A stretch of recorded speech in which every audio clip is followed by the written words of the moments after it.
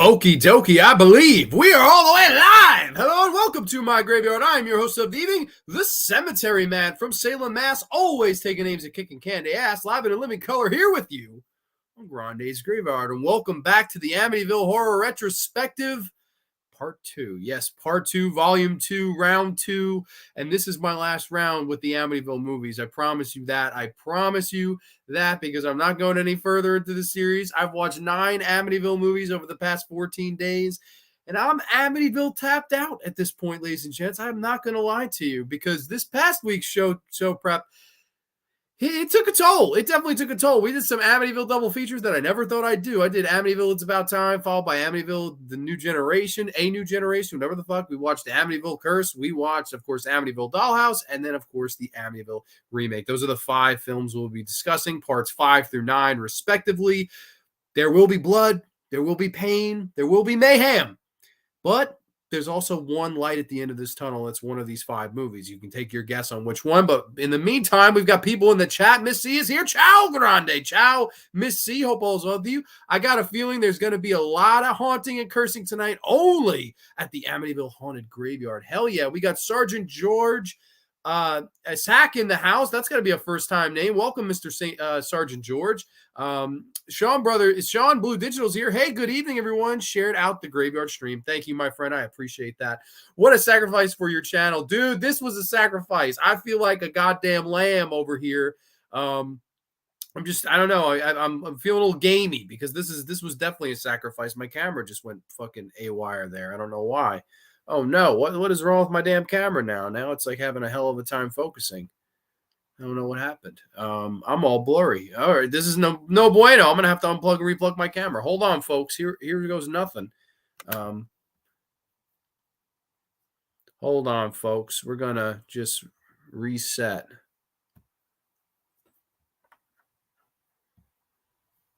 Let me leave the studio.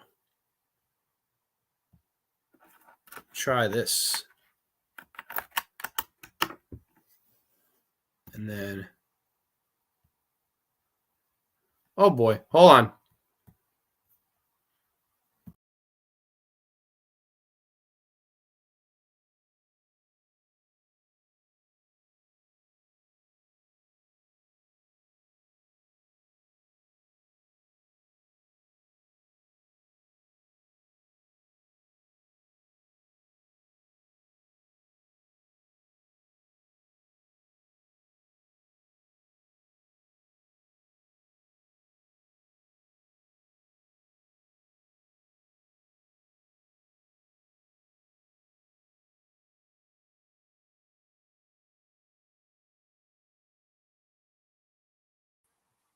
Okay, I don't know what the fuck happened. My camera just decided to go blurry on me. So I am back now. I'm here. The Cemetery Man is in living color. Did you hear about the upcoming Five Nights at Freddy's movie? I did hear about it. I am not a fan of Five Nights at Freddy, never was.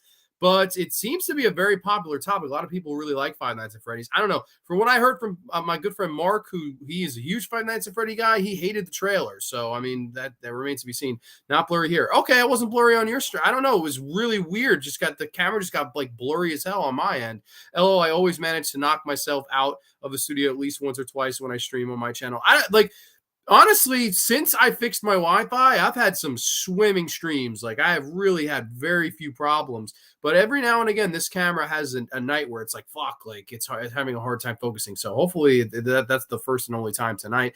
The Undead of Night is here. Good brother Tom is here. Hey, John, Sean, Miss C, AJ, Sergeant George, saying hi to everybody. Good to see you here as always, Tom. Saw a trailer. Okay, you saw the trailer. Fine, that's Freddy too. Okay, well, before we get into the show, brief preview as to what's coming up. I dropped the Grande's Graveyard schedule for the next 4 shows. And also not included on that schedule is a stream tomorrow night. This is an impromptu stream, not a stream I was planning. But the Horror Boy, a.k.a. the Explorer of Horror, good brother Nate, who has been on this channel probably more times than anybody, he was talking with me and we were saying, hey, man, like we got to do a stream. We haven't done a stream in a while.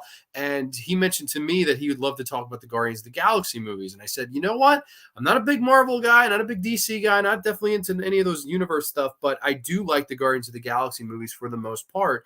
and we were like, hey, why don't we do a Guardians of the Galaxy stream tomorrow talking about the trilogy? So tomorrow night on Grande's Graveyard, we're going to do an impromptu episode where Nate and I will discuss the Guardians of the Galaxy trilogy. So I'm super looking forward to that. I saw the third film Tuesday night. I took a break from the Amityville films because I was losing my fucking mind slowly but surely. I think I lost my last brain cell by the time I got to Amityville Dollhouse, but I loved Guardians of the Galaxy 3, and I said, fuck it, you know what? Let's talk about this Friday. So that's this Friday. Next week on Grande's Graveyard, you can still vote. There's a poll up on the community tab where it could be either 2003 or 1983.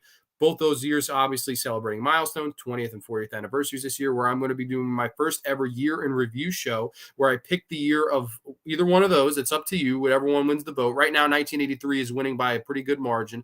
But if you want to vote for 2003, it's not too late. The voting closes tomorrow night at 10, where I will be live and I'll declare the winner of who wins that. And then obviously the year in review show, I run through all the horror movies that came out that year, or a majority of the horror movies that came out that year. So super much looking forward to those two streams. Art is here. Long time no see. Art came to Simp for Grande. Dude, I know you got the shirt. I know you fucking have the Simp for Grande shirt. Maybe not, but I'd like to think you do. But all right, everybody, we're going to dive headfirst right in to Amityville Part 5 all the way to Part 9, a.k.a. the remake with Ryan Reynolds, shirtless Ryan Reynolds, directed by a fucking music video director. I am dreading it. It's got to start somewhere, though, ladies and gents. It's got to start somewhere. And to this show, we will start with Amityville Part 5, even though this was the movie where they officially stopped numbering them, right? That we're up to 43 movies. If you're counting at home now, this would be number 5. And this is going to be the first movie we cover on the show tonight. This is the Amityville Curse. 5 people spend the night in an abandoned house, an Amityville haunted house, and soon find themselves terrorized by assorted ghosts, venomous insects, and ghostly apparitions. Yes, the Amityville Curse. Now I could do a screen share of this so you guys can get a visual, because I actually don't own any of these movies, and it's really not necessarily a bad thing, even though I do actually quite like one of these movies that we're going to be talking about here tonight. But I promise you, it is not this one. This, of the 9 movies I've watched for Amityville show prep, was the worst. Yes, by far was the worst. And meaning for that, I mean, this was an odd duck because, okay, you have your original Amityville trilogy, and I think those movies all kind of go together. And then, of course, you have the remake in 2005 with Ryan Reynolds. Those 4, the theatrical ones, kind of go together. Then you have the 4 Cursed Objects ones. Obviously, Amityville 4 with the evil lamp, Amityville 6 with the killer clock, Amityville 7 with the haunted mirror, and Amityville 8 with the haunted dollhouse. Those 4 and 4 go together. Of the 9, though, this is the odd duck out. And of course, it's the Amityville Curse, Amityville 5. And it is easily the most boring of all of the first 9 Amityville movies by a fucking insane margin. This is one of the most boring films I have ever fucking seen in my life. This is the cure for insomnia. It reminds me a lot of Home Sweet Home. I don't know if anyone remembers Home Sweet Home. That's a 1980 horror movie with Body by Jake is the fucking slasher killer in that. It's a Thanksgiving themed horror movie. I swear to you, 90% of that movie is just a bunch of people sitting in a house talking about nothing and just nonsense. And very similar also to not too long ago was Hellraiser Revelations. Of course, the Hellraiser number 9 that was made to keep the rights, and Victor Garcia was in the director's chair, and they replaced Doug Bradley after 8 films. That's another classic example of just a movie with a bunch of people sitting in a fucking house and nothing's going on and nothing's to run home about. There's no horror sequences really to speak of. This is just these 5 random people sitting in a house arguing, talking about the Amityville murders, talking about different murders, shouting each other's names in the house. You have no suspense. You have no tension. You have no sequences of horror. You have no fucking musical score to run home about. You have an absolute bore chore of a film. And I hated every single fucking minute of this. I could give you a fucking brief idea of what this movie is. This is a bunch of people sitting in a house calling each other's names. Martin, Frank, Martin, Frank, Martin. Holy shit. If you took a shot for every time somebody yelled one of those 2 names, you'd be fucking dead by the 23-minute mark. I was sitting here going nuts. I was like, yo, how many times are you going to fucking call for this motherfucker? And there's nothing even going on. Like this whole venomous insects. Where? Where were the fuck? Where the fuck did you see giant venomous insects? I would fucking love to have seen a giant fucking venomous insect eat all these motherfuckers just so I wouldn't have to hear them fucking call each other's damn names. Venomous insects. This makes Silent Night, Deadly Night 4, which is a fucking piece of shit, Initiation, look like an actually capable horror film just because it's not boring. Like, that's how boring this movie is. To me, there's one number one cardinal sin that a horror movie can make, and that is be dull, be boring, be fucking bad in its pacing. That's why I laugh when people say, oh, the original Amityville is horrible in pacing. Yeah? Try watching this fucking movie. Try to watch this movie in your spare time. This is the definition of a time waster. There is nothing fucking going on in this movie. It is like a bad game of Clue. It is a fucking piece of shit. And the plot, if you're interested at all, the plot is a priest gets murdered, and it's a murder mystery like Clue, except there's no Tim Curry as Professor Plum. There's a bunch of fucking idiots sitting in a fucking house with their fucking thumbs up their fucking asses, shouting for Martin, shouting for Frank, and I was shouting for somebody to fucking change the channel because this is a bunch of garbage. And we find out that the priest was killed by his illegitimate son, Hornswoggle. And this is where you get this fucking artwork, which I actually really like the artwork. The artwork is a lot better than the fucking movie. But again, the house doesn't resemble anything Amityville. They never really say whether it is the Amityville house or not. I know it was based off of the, I believe it was Hans Holzer book, The Amityville Curse, loosely. Now, when I say loosely, it's about as loose as fucking Jenna Jameson's vajayjay. It's about that loose. I mean, it's pretty loose, right? Very fucking loose to the point where it's in name only. That's the only difference you're going to see. I hated this, like with a burning passion. I hated this. Like, what the fuck? Like, and even that whole setup of someone hanging themselves and then spooky things happen. That was done a little bit better in a movie called City Living Dead from Lucio Fulci. That was done a little bit better there. This dull, boring, just a piece of shit. I hated this with a burning passion. I mean, absolutely the worst movie of the first 9 Amityville movies. Let's go back to comments, though. I actually haven't seen Amityville Curse and everything after that. Well, I'm going to recommend the one after this. This won't be a show full of rants, but this is the worst movie we'll be talking about here tonight. Mernsy Movie Mansion's in the house. Hey, what's up, everybody? Had to come to defend Dollhouse. Well, you might have to not do that much defending.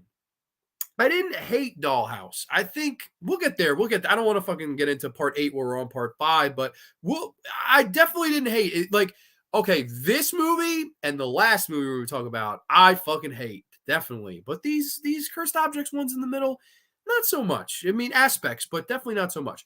Miss C, what Grande? You didn't even watch Amityville Vibrator? LO, I'm just kidding. Even I wouldn't go there. At least Ways not sober. Okay, so drunk you'd watch Amityville Vibrator. That's good to know. Only you would reference Body by Jake. Body by Jake is the fucking killer in Home Sweet Home. Home Sweet Home, on my way.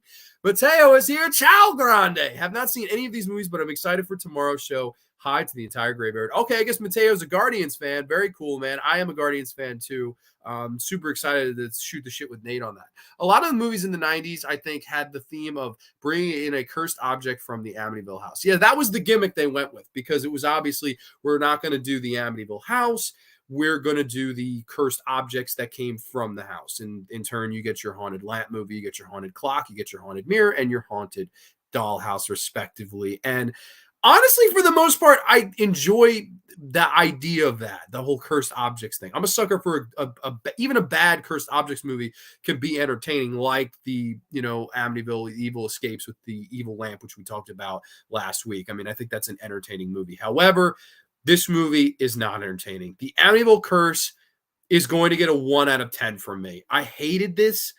I recommend you fucking avoid this movie like the plague. And actually, come to think of it, this movie may be to blame for all of the Amityville phenomenon we have now. And what do I mean by that? This was the first Amityville movie that really takes the Amityville name and doesn't really connect it to anything doing with the DeFeos or the Martellis or the Lutzes. This is an entirely different animal that trying to be a murder mystery horror movie that you use the Amityville name to try to sell itself. And obviously, this is a gimmick that a lot of people would pick up after the piece of shit Amityville remake with the Amityville Haunting. Let's do Amityville, but it's Paranormal Activity style.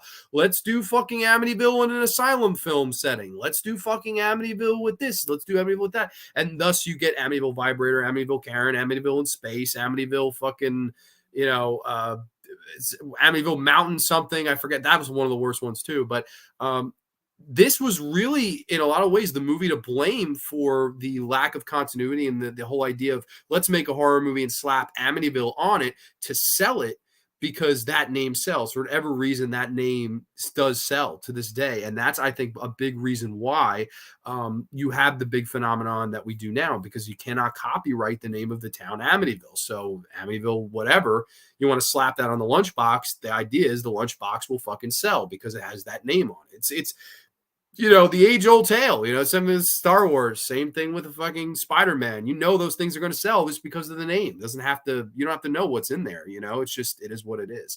But this movie is a waste of your time. I absolutely fucking despised the Amityville Curse. Highly recommend you fucking avoid it like the plague. I turned on the podcast at the Jenna Jameson comparison. My wife looked at me with an unimpressed look, shaking her head. You were awesome, John. I upset Mrs. Alfantino. I'm so sorry. I didn't mean to. It's the truth, though. It's like, it's loosely based on the novel. Yeah, it's about as loose as Jenna Jameson's vajayjay. I'm just saying. I mean, those are some loose things here. I don't know. I try to keep it G-rated. I'm sorry, Mrs. A. I do apologize. I didn't mean to go there, but I did. It happens. But let's turn that dial. Let's get into something that's a lot better than the Amityville Curse. Let's get into the next entry of the series. Amityville 6, if you're keeping score at home. This is Amityville 1992. It's about time. An architect brings home a mysterious old clock, not knowing that it's haunted by the demonic presence of the Amityville house. Soon, the clock begins to alter time and space and starts to possess members of the household. Yes, Amityville 1992. It's about time. Yes. Easily on this show, the best sequel and the best movie we're going to be talking about here tonight. I really like this movie. I think this is a very fun direct-to-video Amityville movie. And believe it or not, this was the first one of the series to go direct-to-video. Now, mind you, we had Amityville 4 that went straight to TV.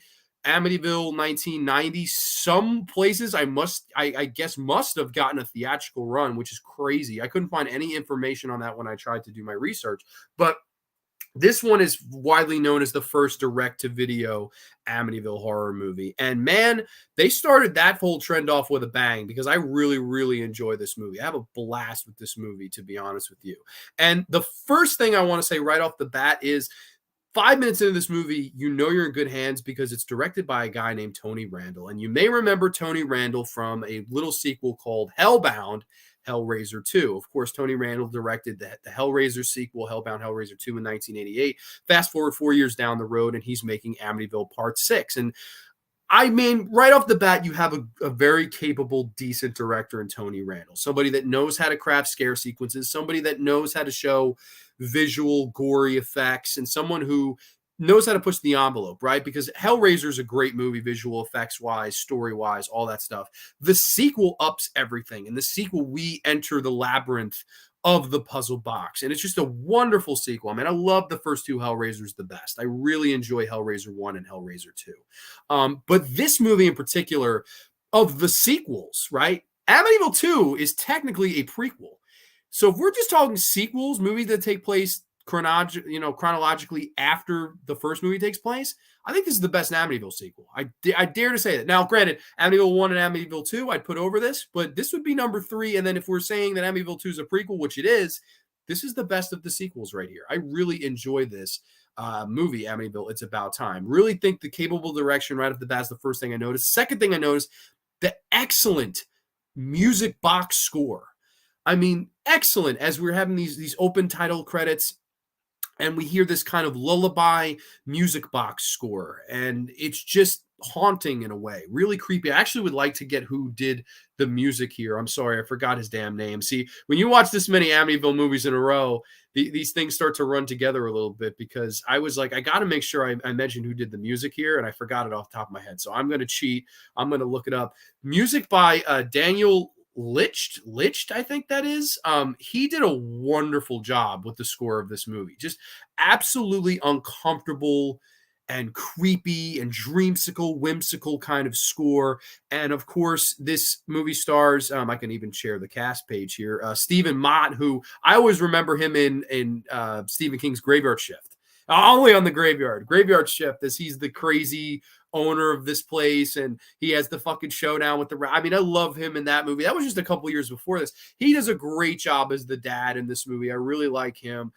You have, of course, Megan Ward as the daughter, Lisa, who, if you're into some of the, for some reason, Amityville movies like their incest angles, and this movie's no exception. Amityville 2 had it with the brother and sister. This movie has it with the brother and sister. And by the time you get to Amityville Dollhouse, you have it between the mother and the son, the whole incestuous horror angles. Why that is, I don't know. I don't know why. Amityville must be the horniest haunted house on this side or any other side of the fucking world that you may look, because it's Amityville incest. I'm just waiting on Amityville 44, Amityville incest, because I mean, shit, it's in almost all of these movies. It's in almost half of the first fucking 8 movies. Wild how much that fucking theme is played with. But I do like the cast. Shawn Weatherly as Andrea, who's like the husband's ex-girlfriend, who for some reason fucks him in the beginning of the film, and then brings her fucking current boyfriend to the house and fucks him in the house.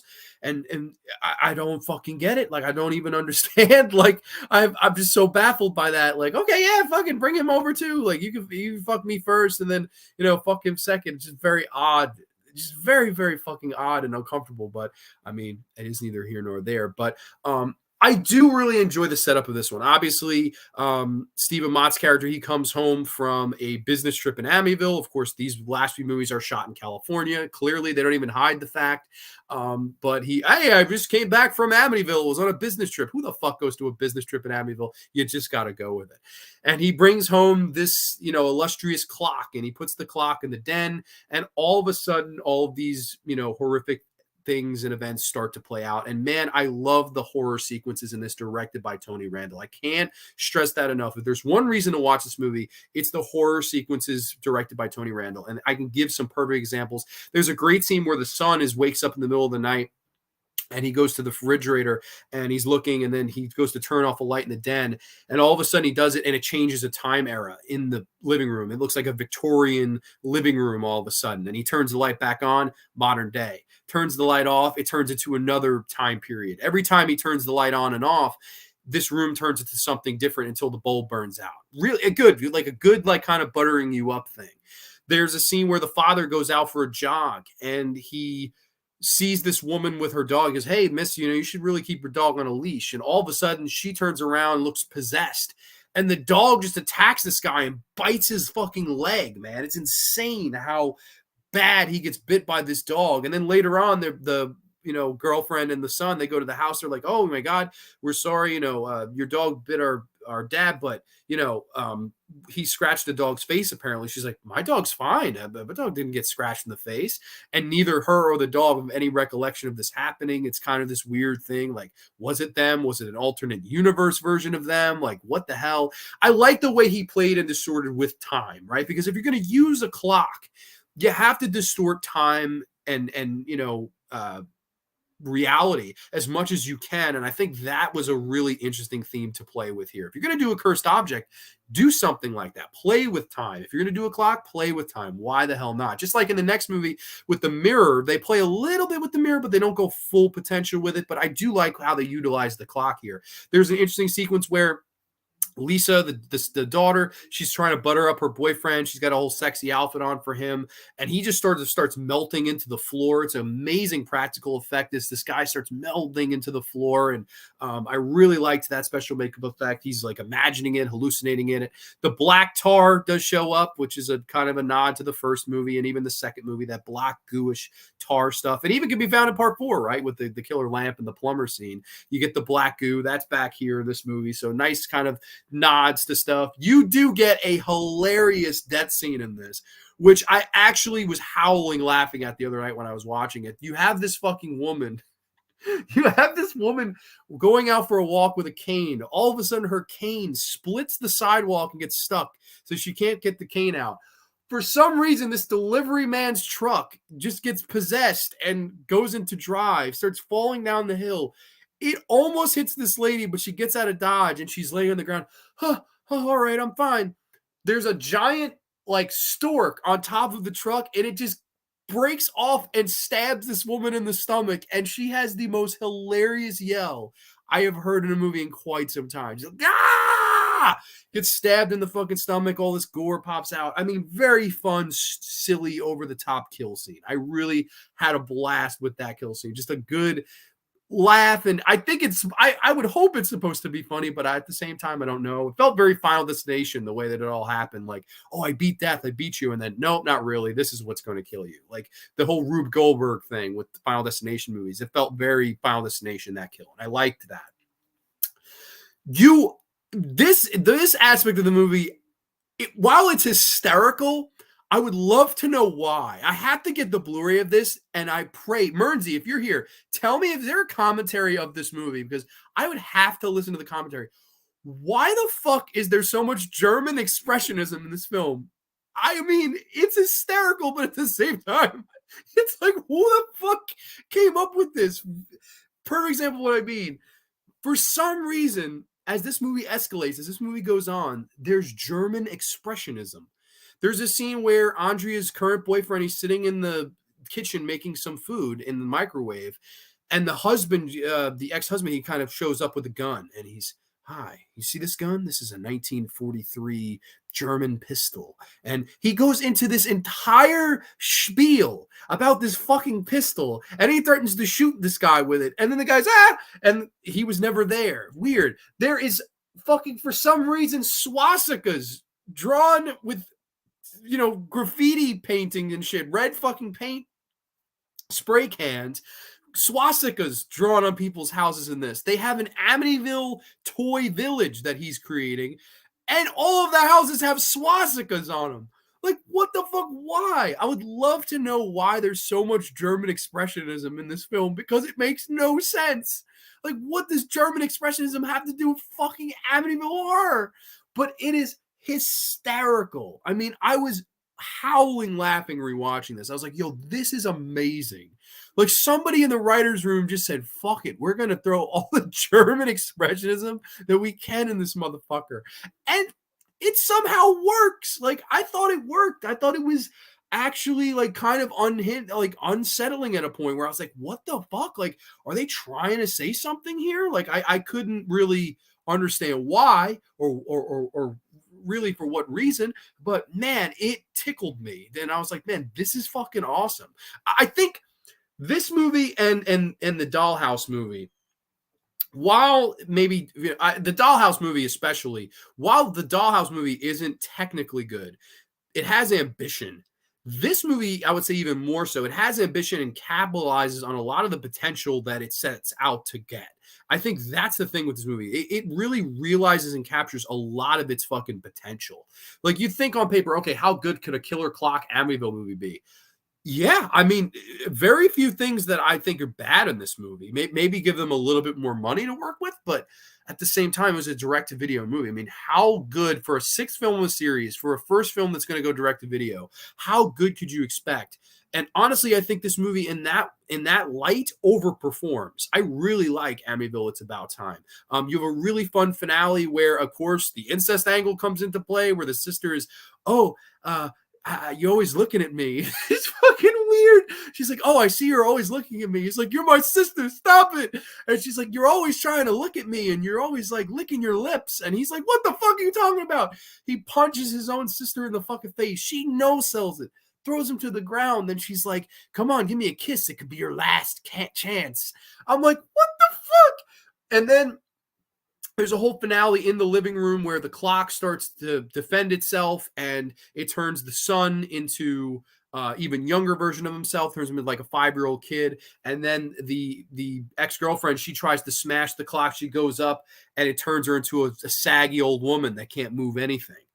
And I liked that. I liked the whole, it's defending itself now. Like, it's planted itself. It's made its seed. It's made its presence known in this Amityville house. And it's become like a whole entity in and of itself. It's become stronger. It's grown stronger as the movie's played out. And I liked that. I thought that was a really interesting thing in this movie, was how the clock slowly but surely got more strong as the film progressed. I love how they dispose of it. I love how they dispose of the clock, where she has this whole kind of gas leak thing, lights the match, similar vein to Halloween 2, boom, blows up the whole fucking house. And then, which is interesting, I thought it was just going to end there. Interesting play of time, everything reverts back to the minute he walks in the door with the house. The minute he walks back into the house with the clock. It kind of restarts the movie, and you're like, oh my God, it restarted the movie. And he's, hey, family, I've got a clock. And of course, she keeps her memory of this, takes the clock, and destroys the fuck out of it. And what the hell was that? It's about time. That's what. I love the fucking, she says the name of the movie. I was like, yo, that is hysterical. It's about time. That's what. Storms out of the house, and you can see the son. He has memory of it too. He wasn't possessed like the father and the daughter. Now, why they were possessed, I don't know. Why there's so much German expressionism in this fucking 6th Amityville movie that went direct to video, I don't fucking know. But I'm not asking, because it's so fucking funny. Like, it's so entertaining. It's creative. I really like the things that it does. Like, again, a lot of those scare sequences that I mentioned, the melting into the floor and the dog attack and the fucking crow falling off, the stork falling off, impaling a woman, the German expressionism, incest angles. He went for it. They went for this movie. And I really think that's cool, you know, because a lot of franchises I always say it's after the 4-movie mark where it becomes sink or swim. But when you get to part 5 of anything, you have a sink or swim moment where it's like, okay, either we're doing really good up to now to get to 5 movies, or these movies are just popular despite themselves. You know, looking at Paranormal Activity, I don't think any of those movies are very good, but they got to a part 5. You get to this sink or swim moment, and Amityville Curse sank. It sank lower and deeper than the fucking Titanic itself. But this movie swims to the fucking shore, and I really like Amityville. It's About Time. My favorite Amityville sequel. If we're calling Amityville 2 a prequel, which in my opinion it is, if I'm watching Amityville 1 and 2 back to back, I'm doing Amityville Possession, then Amityville. That's how I would do it, 2 then 1, because it's a prequel to the first movie. Sequel wise, I like this one the best, and easily the best of the Cursed Object movies, and easily the best one we'll be talking here tonight on Grande's Graveyard. Amityville, 1992, It's About Time. Now, I know I see they did drop the 1992 here off the thing. I don't know why they did that. I'm going to see if they actually have the one with... Oh, here's the incestuous... This is the fucking incestuous daughter trying to get some loving from her fucking brother. Oh my goodness, there we go. We got some fucking... Okay, we're gonna have to click here to see if we can get the actual Amityville It's About Time, because obviously IMDb is more interested in showing incestuous sister angles. This was the original theatrical poster from the director of, or not theatrical, I guess, video poster of Hellbound Hellraiser 2. Awesome cover art, and I know there's a Blu-ray edition of this that you can get in the single edition from Vinegar Syndrome. They're doing their big halfway to Black Friday sale. I believe it's this Saturday. So if this goes on sale, man, absolutely picking it up. I thought it was a very fun film. I enjoyed it from beginning to end. I really, really did. Make sure to hit the thumbs up. Thank you so much. I appreciate that. I might have missed I think we were here actually. It's About Time, I hated. I just couldn't get into it. Really? See, I think this is the best of the ones we're going to talk about tonight. Totally agree. This one is a lot of fun. Man, it's really good top to bottom. I had a good time. Tony Randall was underrated, along with Louis Teague. I mean, absolutely agree with that. Louis Teague, we were just talking about a couple episodes ago with his movie Alligator. You know, in my opinion, one of the great Jaws ripoffs. Then he directed Cujo. Then he directs Cat's Eye. I mean, Louis Teague made some awesome fucking movies, man. I think he's super underrated. A great choice for underrated pick there. The effects are wild in this one too. No commentary, just video interviews. That I wish there was a commentary because man, I would kill it for someone to explain why all the German stuff. Like who the fuck on set was like, you know what we need in this movie? Swastikas. Like I want to know who made that call because it's so funny. Maybe Nazi built the original Amityville house. I mean. Maybe it's mentioned in the film. I was laser focused on it. I don't ever remember them mentioning like why the German stuff's in there. If anyone knows why, if like there's a throwaway line that I missed, feel free to tell me. But I just think it's just somebody in the writer's room just made a crazy call. It was like, fuck it. Let's have somebody graffiti swastikas on the fucking Amityville house. I don't know. Cannot be better than Damiani. No, it's not. Okay. Amityville 1 and 2 are better than this movie.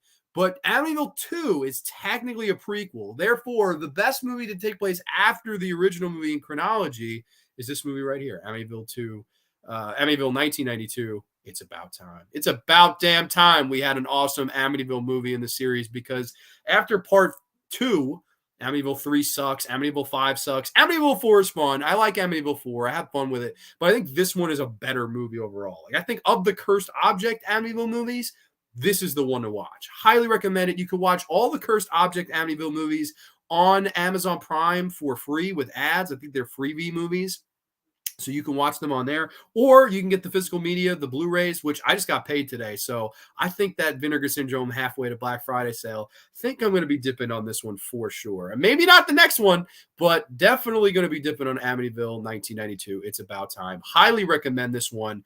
Like I said, capably directed, really good musical score, pretty good acting overall for a direct-to-video fucking movie.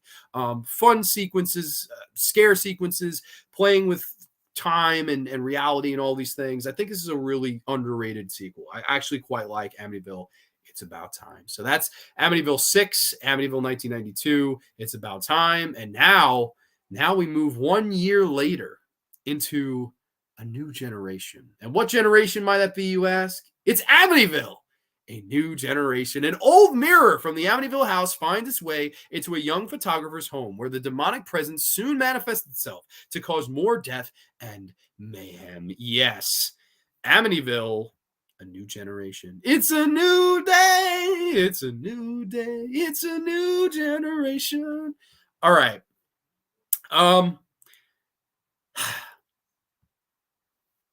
The first, this is tough because the first half hour of this movie, I was beyond into. I was like, yes, I am fucking in for another banger movie. I really liked the first half hour of this movie, and I saw a bunch of familiar faces. You see Robert Russler, who was, of course, in Nightmare on Elm Street 2, Freddy's Revenge in 1985. He was in Vamp from 1986, a really undersung 80s vampire film. Always really loved Robert Russler. Of course, a couple years before this, he was in a great Stephen King adaptation, which also, I believe, went direct to video with Tim Matheson as the lead, so-called Sometimes They Come Back. He's one of the lead heel greaser guys. Love Robert Russler. See him in the beginning of this. I'm like, holy shit, Robert Russler. Mernsey mentions David Naughton is the lead in this film. That's true. You also have the lady from Rambo First Blood Part 2. I want to get her damn name because she's beautiful. Julia Nixon as Suki. Man, that is a beautiful fucking woman.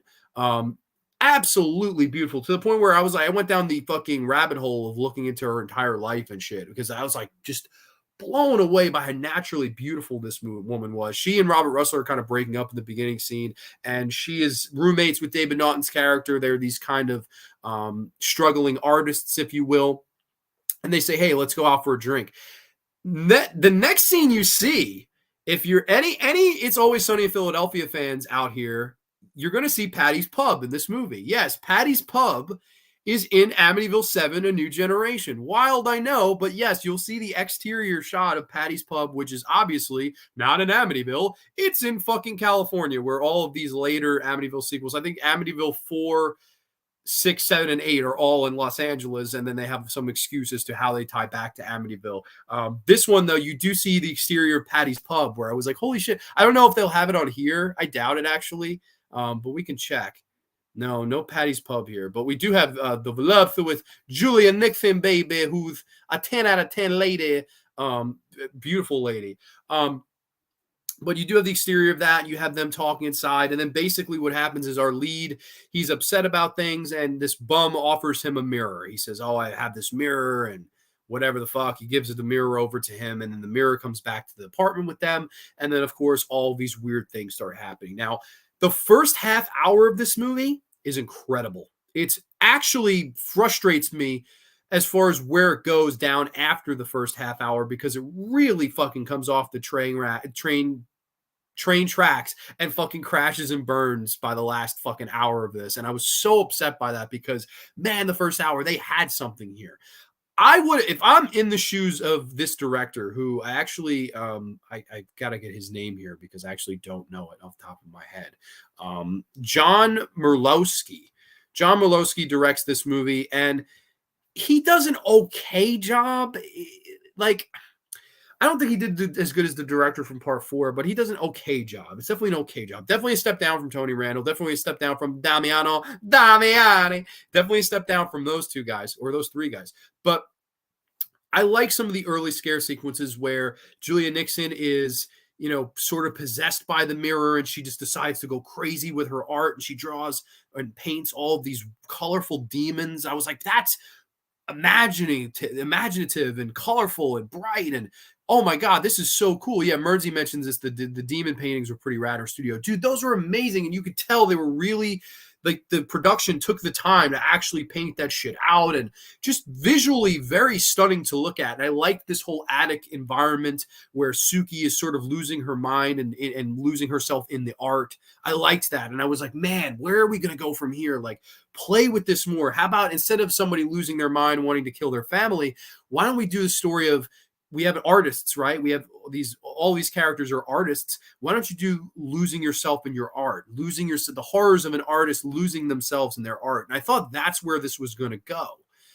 And man, it just doesn't do that. And if I'm in the shoes of this director, John Merlowski, whatever, John Grande instead of John Merlowski, I personally would have either went that route, or if you don't even have, okay, if you don't want to be meta, you don't want to be over ambitious, I understand that. It's Amityville 7, a new generation. You don't have to fucking go for the kitchen sink. You don't have to go for metaphors and alliterations and all these things. You don't have to do that. But you know, if you're not going to go that route, just copy what fucking Amityville 6 did.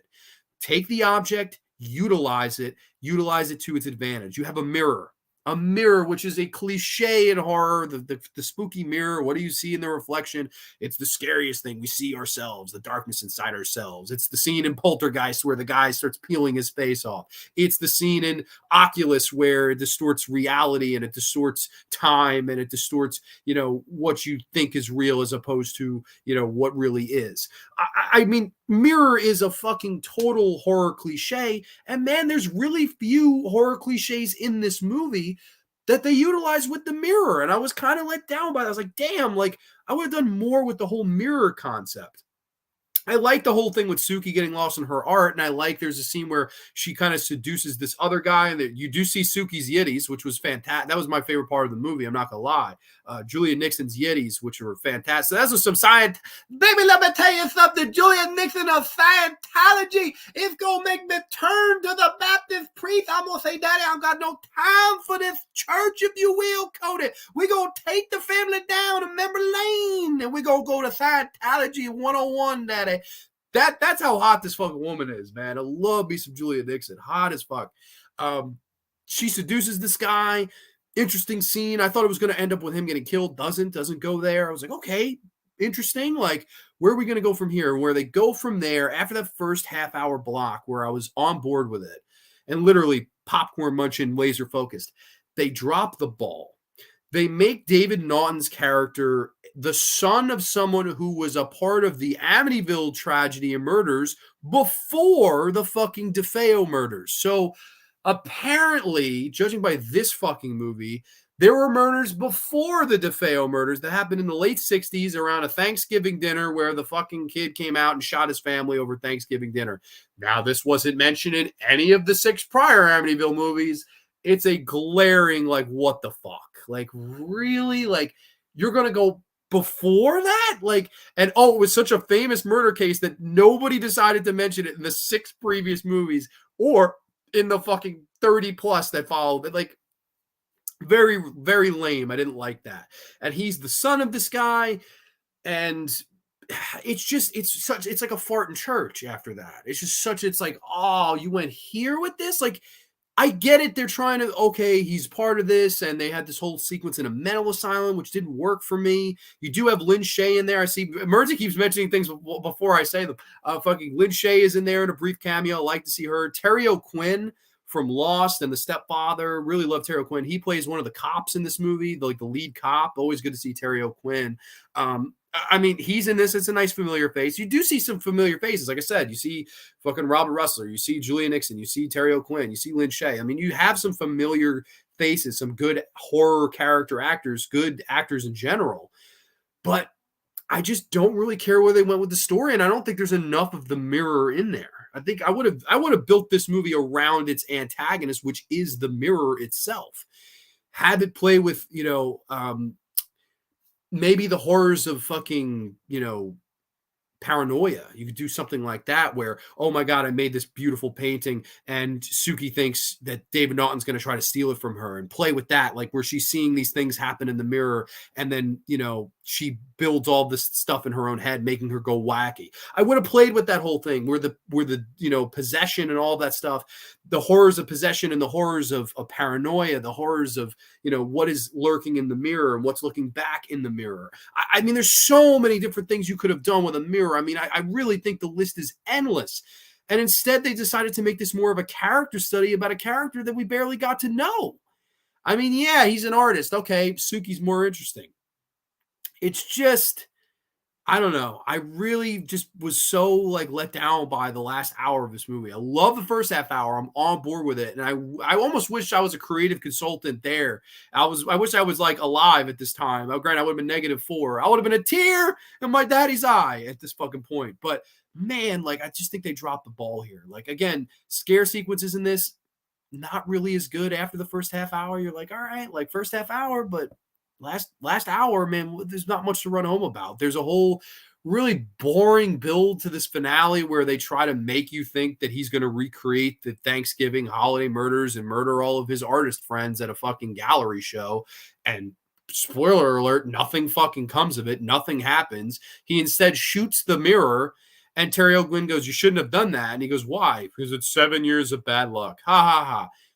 Get the fuck out of here. That, like, you fucking dropped the ball. Like, you could, like, if this movie was a banger, then you got 2 bangers in a row. Now you're on a winning streak. It has happened before. And man, I look at this movie, man, and I just see a missed opportunity. Now, is it the worst? No. I'll watch it over Amityville 5. I'll watch the first half hour of this over Amityville 5. I'll watch the first half hour of this 30 times in a row over the fucking Ryan Reynolds remake. That first half hour had some fucking life to it. It had some interesting ideas. It just didn't fully realize its full potential. And that's the difference between It's About Time and A New Generation. 1992, It's About Time realizes all of its potential and then some for a direct-to-video horror movie. This one, it starts off on the right foot, and you're like, all right, man, we got a couple people getting picked off by this mirror. Robert Russler's gone. Suki's gone, which I think was a mistake. You should have had Suki as the lead. I think Suki would have been a better lead than the David Naughton character. Just number one, because she's fucking hot. I mean, that's it just goes without saying. But I just feel like they really had a missed opportunity here. Like, even if they went with any of the one fucking things that I said, I think would have been better. And I hate to like preach or be Monday night quarterback. I know hindsight is always 2020. Maybe at the time it seemed a better idea to focus on this guy and his whole kind of, oh, my past and my father and all this stuff. And I get it, but it didn't work here. It really didn't work here. I would have focused more on the object. This is the one of the 4 cursed object Amityville movies where the object really meant the least.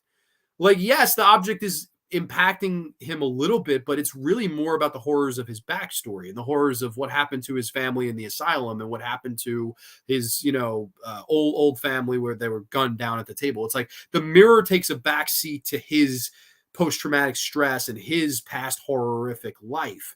And I feel like it should have been the other way around. We should have used that mirror, and that is the focal point. That's just me.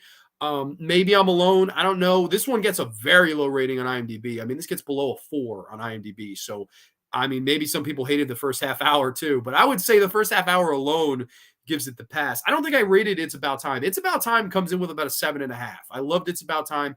This one, though, a big step down. I'm going to come in with like a 4. No, we're gonna do a 3.5 out of 10. I think this is like a 3.5, 4 out of 10, somewhere in that ballpark. Like I said, it has decent actors in it, the actors you recognize.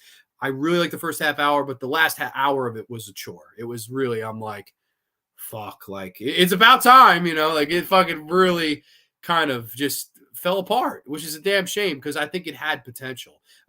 We do have a great Amityville horror movie in the remake. Oh my god, you're not gonna like my thoughts on that. David Naughton's in this one. Hell yeah. I'm getting school with these Amityville movies tonight. Hell yeah, man. You get your education here for free, my friend. The demon paintings, the awesome stuff where I was like, wow, like, and you got to keep in mind, these movies had no budget, right? Like Amityville 4 and onward had like $1 million budget or less. Let's see, Amityville: A New Generation. This had a $1.5 million budget estimated. This is, of course, also when Republic Pictures would take over. Republic Pictures would release this one and the following movie, Amityville Dollhouse. And I believe It's About Time was a separate company. That might have been Multicom. I'll double check. Yes, that was Multicom. Multicom released the previous movie. I'm sorry. Yeah, It's About Time. And then this was the two done by Republic Pictures that went direct to video. So I don't know. Definitely interesting, but just didn't realize that full potential. Little Lin Shaye cameo in this one. Always good to see Lin Shaye, horror royalty. I was wondering how long the fart in church reference was going to be. Well, it is. It's a fart in Scientology church. Okay, and if Julia Nixon's there, we're at least staying in the church for at least a half hour until Tom Cruise shows up. Then we're going to take a run for the fucking hills. That is Amityville: A New Generation. I just missed potential. Definitely captured some of it, but it's one of those, what could have been. Like, it just kind of let me down in some ways. And I don't know. It's not the worst movie in the world. It's definitely, a little bit below average, but I definitely think there was a movie there that could have been above average. It's just for some reason didn't capture its full potential. That happens sometimes. It's not, horror filmmaking is not an easy business. I'll just leave it at that. But that leads me to our next film. Yes, ladies and gents, this is Amityville number 8 now. I share a birth year with this movie, barely. I was the last week of this year. The same week as Scream, funny enough. This is Amityville Dollhouse. A children's dollhouse, which is a miniature of the infamous haunted Long Island house, is given to a young girl where the demonic evil soon comes out to cause more terror. Yes, the Amityville Dollhouse. All right, ladies and gents, Amityville Dollhouse is on the graveyard here, live in living color. We're going to do the brief screen share.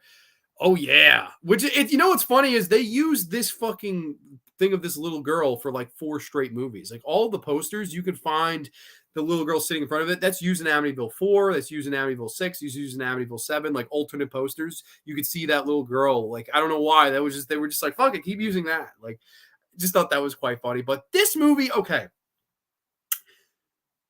It's weird. It's like overall, I think it was a step up from Amityville 7, A New Generation overall. However, I would take that first half hour over anything in this movie. However, that's not to say that this movie doesn't have ambition as well. I think this movie had a lot more ambition than Amityville 7. I think this movie is trying things a lot more than Amityville 7. And I think this is one of those movies where, even though on a technical level, it is far, far inferior than an Amityville 6 from a direction standpoint. This was a one-time and only director directed this. He's been a producer of like 400 things. This was his one and only director movie. And man, I would be remiss to say that this doesn't feel like a Disney Channel original movie from like 1995. And funny enough, this came out in 1996. This movie looks, smells, feels, tastes like a fucking Disney Channel original movie from 1996. It's fucking bizarre how much this feels like a DCOM. Like, where the fuck is Johnny Capahala at? Where the fuck is fucking, Don't Look Under the Bed at Larry Houdini III? Where the fuck is fucking Xenon at? Like, this is unbelievable how 90s Disney Channel this movie feels and looks, and just everything about it. It's like, man, like I would like swear they shot this for Disney Channel and then somebody was like, fuck it, let's just release it as a Amityville movie or something. But I digress. Basically, this movie tells the story of a new family moving into a new house. That's very original for the Amityville movies. They're moving into a new house, of course. You do have the whole stepfather, stepmother angle. They do bring the incest back. This one, the mother is trying to fuck his. Or, I'm sorry. Yes, the stepmother is trying to fuck her stepson. She's very thirsty over him. She wants to fuck her stepson in this. So there's more incest in Amityville movies. Why, I don't know. But the mom was hot as shit. So, I mean, I enjoyed that part. But, I mean, the shit she's trying to do was very uncomfortable. These things kind of weigh each other out here. It just funny, just bizarre, to be honest. But I do think you have some interesting ideas in this movie. And basically, the father brings home the replica of the Amityville house as a dollhouse, and certain things that they play within the house, like one boy has a pet rat, and the rat goes in there. And at one point in the night, the girl's bed starts to rumble because the rat is under the bed in the dollhouse. So, kind of playing with the rules of if something's in the dollhouse, it can affect reality in their house. I liked that idea, and I thought it was played. I mean, they could have played it on it more, but I think it was definitely like, that's a good idea, and they executed it enough. Like it wasn't, hit out of the park, but it was good enough for a single, good enough to get to first base at least. I liked that. I thought that was passable, solid stuff. You also the kid in this movie, the little boy, was annoying as shit. And he also looked like he was a meth addict. He also looked like he was on a fucking 96-hour crack binge with Amy Winehouse. They try to make me go to rehab. I go. Yes, I've been back to fucking Amityville Dollhouse. Oh my God, this kid was fucking snorting lines with Amy Winehouse at some point in his fucking life because he's like 8 years old, but he looked like he's 47. Like, what the fuck? Like, do they have a picture of this fucking kid? Because you wouldn't believe me unless you saw this dumbass. Like, do they not have a picture of this kid? Damn it. God damn it. They don't have a picture of this kid. I'm sorry, ladies and gentlemen. They don't have a picture of him. But I swear, if you saw this fucking kid, you'd be like, yo, what the hell is wrong with him? He looks like his skin is gray. Like, he's gray matter. It's just odd. And, all the kids make fun of him, call him Poindexter. And I'm like, yo, I would make fun of this kid too. He's a fucking asshole. He's like, oh, I have a pet rat and I have a fear of spiders. I have arachnophobia. And there's a fucking weird scare sequence where the kids at the birthday party, they're breaking open this piñata and a real tarantula falls on his fucking head. And I was like, what the fuck? Like, I think the stepbrother put a fake spider in there, and the Amityville house, the curse turns it into a real spider. Far-fetched, but funny, enjoyable.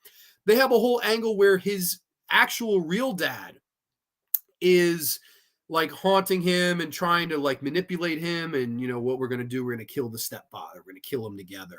I liked that actor. I thought he was a good antagonist. It was interesting to see like an actual physical antagonist as opposed to just ghosts. Like this is the dad from his past kind of, haunting him, tempting him into doing some, less desirable things. I won't do it. You will, if you love me, you will. He's ruined our whole family. Like he's trying to like be the devil on his shoulder type of deal. I liked that. I thought that was interesting to kind of put in this movie.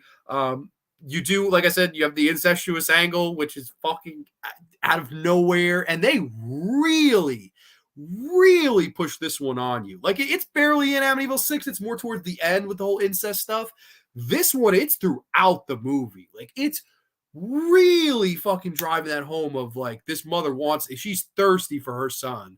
Like, there's a scene where she's having sex with the fucking father, and she's, like, she looks at the fucking mantle of the fucking room, and she sees for some reason, they have a picture of their shirtless son on their mantle. Who the fuck has a fucking picture? This is something Gilbert. Who the fuck has a picture of their shirtless son on their mantle? And while she's getting railed out like the LIRR, she's scratching his torso and imagining her 14-year-old shirtless son on the mantle.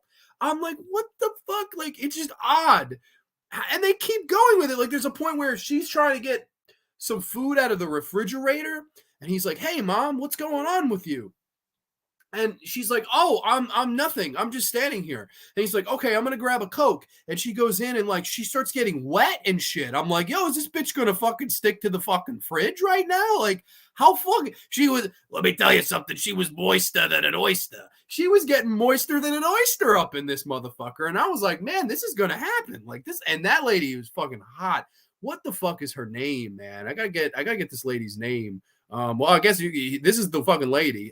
Star Andriff there, and she's imagining the fucking this is fucking hysterical. She's imagining her stepson feeling her up there. I shit you not. That is a real fucking scene in this movie. She also fucking there is a scene in this where she's cleaning the dishes and watching him play basketball, and it becomes violently sexual where she breaks the dishes. She starts fucking, Brillo pad in the dishes so fucking hard that the fucking dish breaks in her hand. I'm like, what the fuck is going on in this? Like, this is uncomfortable, man. I see my audience is like, as soon as I mention it, like, fuck, click off, get the fuck out of here, report them, strike one. I don't know, just weird and uncomfortable, but like very fucking funny at the same time. Like, Jesus Christ, like, why the fuck? I would love to know too, like, why is that a recurring theme? Like, I know Damiani, I know he's the guy that started it, and he wanted Tommy Lee Wallace, and they wanted to throw that angle in there. It's funny how many of the sequels were like, yeah, we're gonna do that too, so that's here again. I mean, that's a thing in this movie. Fucking uncomfortable, but I mean, it is what it is.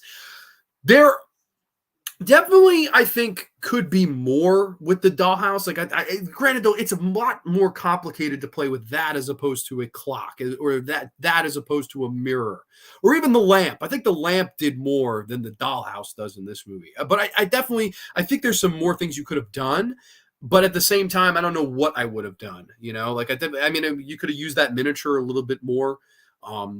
Definitely. But as far as from a creative standpoint, I don't know. I don't know necessarily what I would have added to this movie, but I definitely think they could have utilized a little bit more of the scare sequences with the dollhouse itself. I think it was like one of those movies where it was like it came on some of its potential, and it definitely flows better from beginning to end. It's not like Amityville 7, A New Generation, where after a half hour I wanted to turn it off. I watched the whole thing and I was entertained from start to finish. It's not a boring movie by any means, and it works better pacing wise, tonal wise, as a whole, as opposed to an Amityville 7. So in that way, it's a step up. However, that stuff in the beginning of Amityville 7, I would say, is better than this entire movie. So it's really weird. I don't know which one I would rank ahead of the other.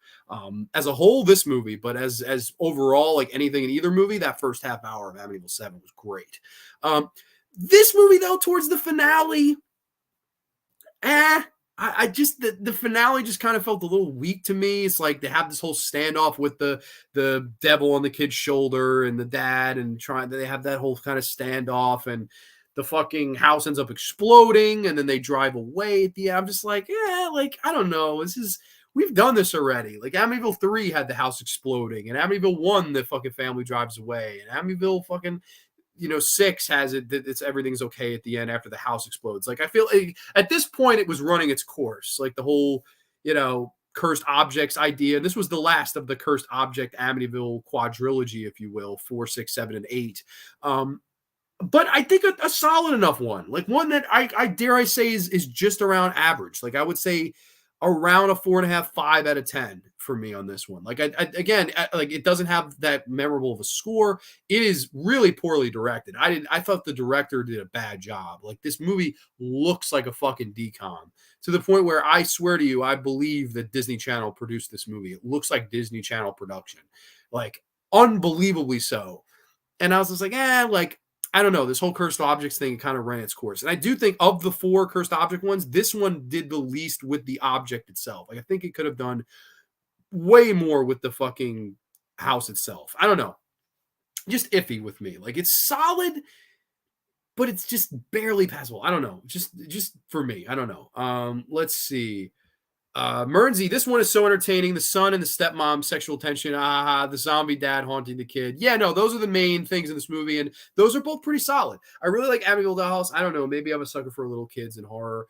It's definitely, hey, listen, it's better than Amityville 5, Amityville 3, Amityville 7. For overall, it's better than Amityville 7. It's better than the remake. So yeah, it's in the top. It's definitely in the top 5 of the first 9 for sure. Was the kid Michael from Burial Ground? No, and it wasn't Bob either.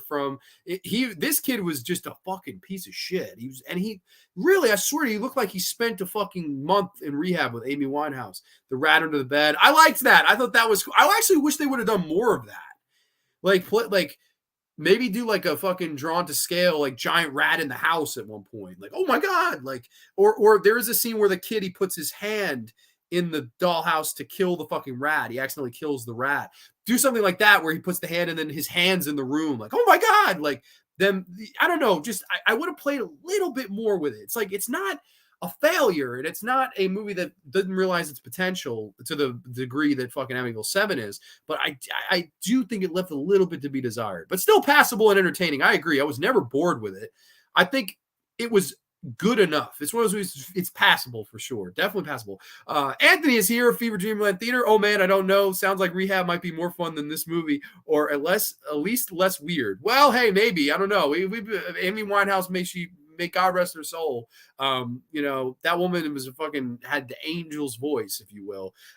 I don't know. This one, I would watch it over going to Rehab, unless Amy Winehouse was there, because I would have to party with Amy at least once. Amityville sexorcism needs to happen. It could. It definitely could.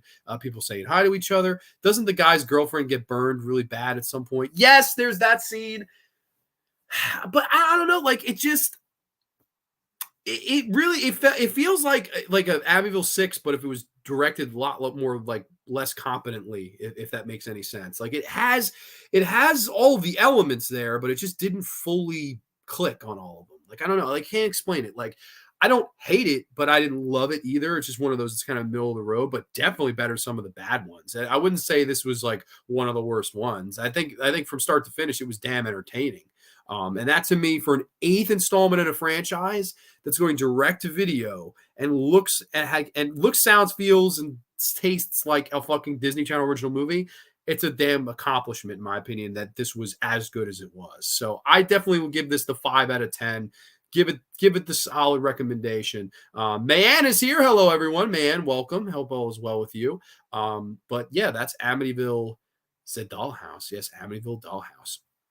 Which brings us to our last movie that we'll be discussing of the Amityville series. I do not plan on ever reviewing Amityville fucking, The Haunting or Amityville this, Amityville that. Any Amityville movie that came after this. Maybe the Bella Thorne one day. Just out of curiosity. I've always wanted to see that just because Frank Calhoun directed it.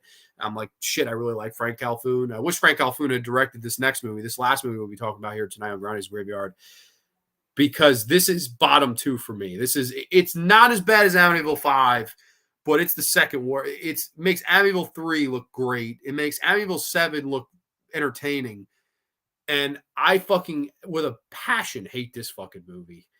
This is the inevitable remake that came out 9 years after our previous installment for the year 2005. This is the Amityville Horror. Newlyweds are terrorized by demonic forces after moving into a large house that was the site of a grisly mass murder a year before. Yes, if you don't know the fucking plot by now, if you don't know the plot by fucking 9 Amityville movies in, I just don't know what to say to you.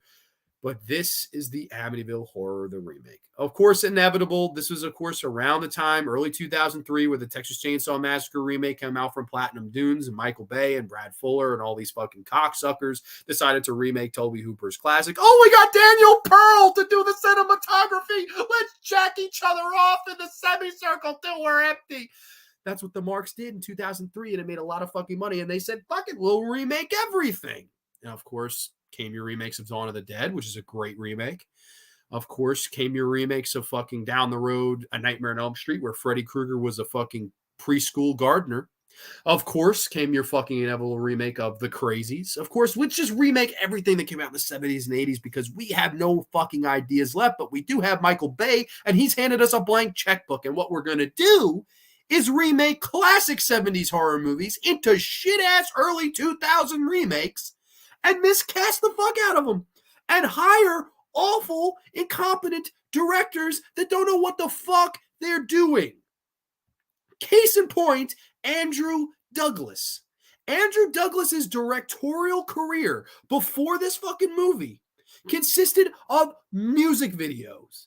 Music videos. That's all the guy ever fucking directed. You don't fucking believe me? Here, wait a minute. Let's fucking dig deep into Andrew Douglas's aesthetically pleasing filmography here. We got to move the Hallmark ad because this is no time for Hallmark things. All right. This is a time for pain.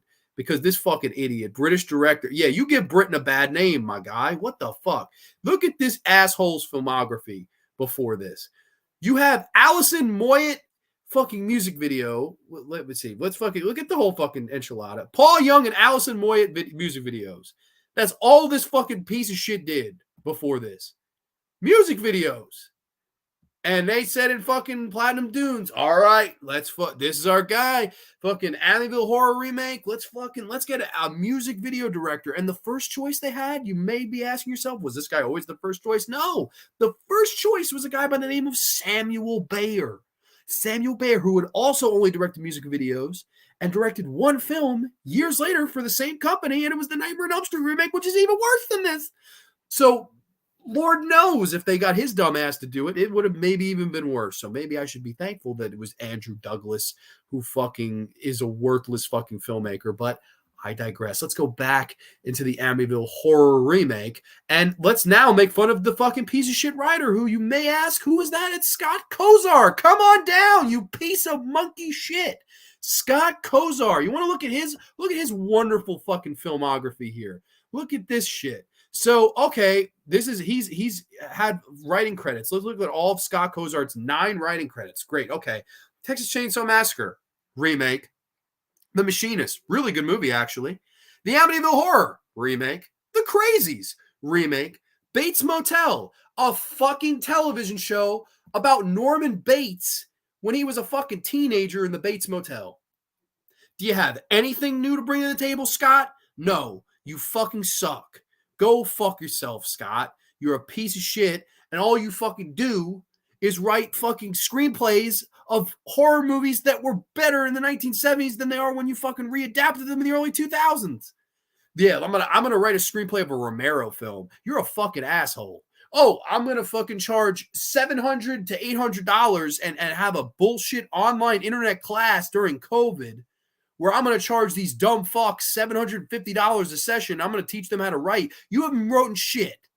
You've wrote remakes of classic horror films that you in your fucking, on your best day, you're no George Romero. On your best day, you're no Toby Hooper, Kim Henkel. On your fucking best day, you're no fucking, whatever Stuart Rosenberg, who directed the original fucking Amityville Horror. You just, what a piece of shit this guy is. Like, fuck you, Scott Kozar. You fucking piece of shit. I hate this movie. Hated.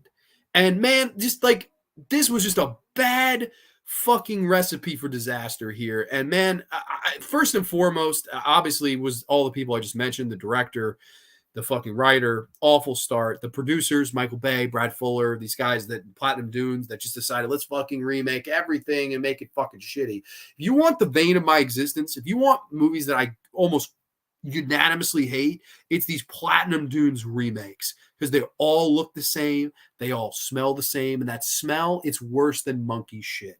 It's fucking atrocious. You go from James Brolin in the original film, who I think gives the performance of his career. I love James Brolin in that movie. Love him in Night of the Jungle. I'm a huge James Brolin fan. I think he gives his best performance of his career in the original Amityville Horror. Love the performance. Great, naturally scary, naturally intimidating. His son, who I think would have been a much better choice to play this character and would have been so meta if you got James Brolin to play this part. I think that would have been really cool. Apparently, James Vanderbeek was the only other choice between this and who they fucking got, which, what the fuck? Fucking John Cho would have been a better fucking choice to do this. Fuck. They cast Ryan Reynolds, Van Wilder himself, Deadpool himself, to play the James Brolin, George Lutz character, who, of course, is the nice stepfather at first and then slowly becomes possessed and taken over by this house and starts to lose his fucking mind. Miscasting. It's just so miscasted. I like Ryan Reynolds. I like him as Deadpool. He's funny. He's quirky. I love Van Wilder. I think that's a great comedy. I love that he came back for Harold and Kumar Go to White Castle just as an nod to Cal Penn, just to do something for Cal Penn, to be there and be his side buddy, even for only a scene. I liked that. I mean, I like Ryan Reynolds. I like Buried with Ryan Reynolds. There's so many Ryan Reynolds movies I like. I think he's a good, capable actor, but this falls into a period of time where Hollywood didn't know what the fuck to do with him. He's a pretty boy. Yeah, he's got a great body. Yeah. What the fuck do we do with him, though? Oh, I know. We'll fucking film him as the antagonist, as the lead antagonist in our fucking Amityville Horror remake. And man, James Brolin's shoes were too big to fill. This would have been tough for anybody. But for fucking Ryan Reynolds, it was, you just put him behind the 8 ball with no fucking chance to do anything with this. You have Melissa George taking over as the fucking what's her name? This movie gets me so fucking mad at forgetting people's name. Margot Kidder. They have her taking over the Margot Kidder role. And yeah, I like Melissa George. She's pretty. I always remember her from Mulholland Drive. This is the girl. And Camilla Rhodes. I always loved her in that. I always liked her in 30 Days a Night. I like Melissa George. I think she's beautiful, actually.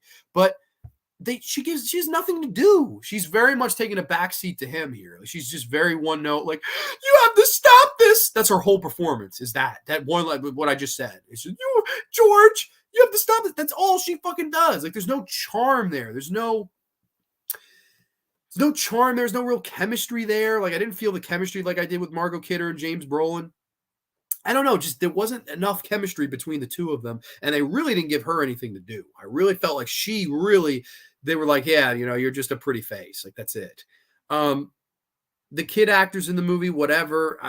This is a fucking mess. Let's get to comments before I keep fucking burying this shit. I don't know. I don't know. I don't remember where the fuck we were. I think, okay, I don't know. Let's see. Hey, man, saw this one in the theaters in grade 10. No way! That's awesome. Okay, Grande, ain't going to change your mind, but I still think you're wrong. That said, rant away. Well, we're ranting away. Also, the posters of all the stupid remakes look the same anyway. Dude, it's exactly the Texas Chainsaw Massacre remake poster. It's exactly the same thing. Oops, I just fucking minimized myself. I didn't mean to fucking do that. But it's exactly the same. Like, look at that. It's the like, oh, we'll put Leatherface and this awful shitty green filter. Like what? Like what? It just looks like shit to me. Like that. A lot of in these movies from that era, the mid 2000s, it looks like somebody wiped their fucking ass with them and then they released them on 35 millimeter. I believe this was shot on 35 millimeter. Yeah, it has a decent visual look to it, but man, where this movie falls apart is its direction of scare sequences. You want to see how to direct horror poorly. Watch this fucking movie. This is how you do scare sequences wrong. All caps, wrong, awful. You have the opening, we're showing the fucking family the house, right? Remember the original film where they're going to door, and this is the master bedroom. They open the door and you see the DeFeo murders. Great. Loved how they edited that into the original film. This movie, we're going door to door, nothing's happening, and the real estate lady sees a fucking ghost and doesn't say anything because she wants to sell the house. She sees a fucking ghost. She goes, there's the fucking ghost. Let's go to the next room. What? Jesus Christ. You have every 10 minutes in this movie at least, you'll have a weird CGI facial edit on a character where it's a character's face and the fucking CGI will pop out and goes like weird sporadic cuts where like to try to scare you, like I'm sitting here, I'm like, God damn it, how many times are you going to try to pull this rabbit out of the fucking hat? It didn't work the first time. It's not going to work on part fucking 57 where you're trying to do it. They do it every fucking 5 to 10 minutes in this movie to the point where I actually about to fucking yell. It's like, God damn it, what are you doing? Like, this is awful. You have scare sequences that they try to remake here and they fucking drop the ball with it. First and foremost, the babysitter scene. The babysitter scene in the original film with the fucking brace face lady and she can't get out of the closet and the kids start crying and it's all scary. It's very unsettling in that original film. Here, let's get a fucking babysitter with her fucking yits out. The fucking babysitter's Rachel Nichols from P2 and her fucking yits are out to here and she comes in a fucking belly shirt. I'm here to watch your kids. What the fuck? Who the fuck leaves their kids with a fucking crack whore? Who the fuck does that?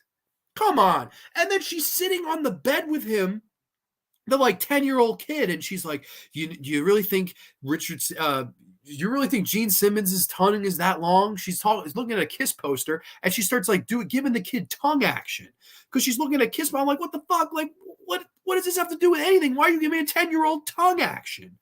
You're a fucking weirdo, lady. And then this lady, there was all these murders in the house, and I used to watch the kids, and the young daughter, Jody, she got me fired. And then there's an awful scene where she goes into the closet to try to remake the scare sequence from the original, and she sees Jody DeFeo with a bullet in her head. Whoa, oh my God, you want to touch the bullet hole in my head? She takes her fucking finger, and she should have put the finger somewhere else. She puts the finger in the fucking bullet hole of this kid's CGI fucking face. And she's like, oh, you feel it? That's my pain. And then the babysitter's traumatized, has to be taken out in an ambulance. That's how you try to remake one of the scare sequences. You fucking suck. You fucking suck. They have the flies, the iconic fly scene in the original film, which was so well directed and so creepy. As Rod Steiger is fucking attacked by these swarm of real flies. In this movie, we'll fucking have the guy attacked by CGI flies. And he's, oh my God, CGI flies. I have to run into my fucking car and drive home because this visual makeup effects team fucking sucks dick. And that's why he has to fucking leave the house. Horrible. Horrible. Andrew Douglas, you're a fucking hack. Don't direct anymore, you fucking pussy. Ugh. The fucking scare sequences are awful. There's a scene where, okay, this is originality. Here we go. Here's your originality in your fucking 80-minute remake here. This is the shortest Amityville movie. Thank fucking Jeebus. Let's get Chloe Grace Moretz. Oh my God, she's gonna climb to the top of this fucking house like she's Jeff Hardy in a fucking TLC match. Like she's fucking get to the top of this fucking house, and hi, mommy and daddy, I'm on the top of this fucking house. Oh, wait, stop it. There's a whole BS fucking scene where these fucking kids are like, oh, don't jump. She's on the fucking roof, and she's like, oh, I have to jump. Jody telling me to jump. And the mom catches her by the fucking thing, and Ryan Reynolds saves her. And that's a whole tedious sequence that I didn't give a fuck about. Awful. Truly awful. I mean, fucking hatefully awful. What the fuck, man? That didn't work. And really, the one of the biggest problems is Ryan Reynolds. I mean, his performance is quite bad. And I know I watched some interviews where people are saying this is one of his best performances. I would say it's his worst performance, like easily. He does start off all nice, like just like James Brolin does, and then his descent is really not that much of a descent. He's just fucking crazy. And it's not scary. It's not unsettling. It's honestly, I was just laughing at it. Like, here's these scenes where he's kind of trying to intimidate the children, and it's not intimidating at all. It's just kind of laughable. He's like, you get shaky, I get shaky. I'm like, Van Wilder, shut the fuck up. Like, this is not scary. Like, he just wasn't scary. And every fucking 20 minutes, Ryan Reynolds has to be shirtless. He's running around shirtless in the house. He's running around shirtless in the bathroom. He's running around shirtless by the fucking boatyard.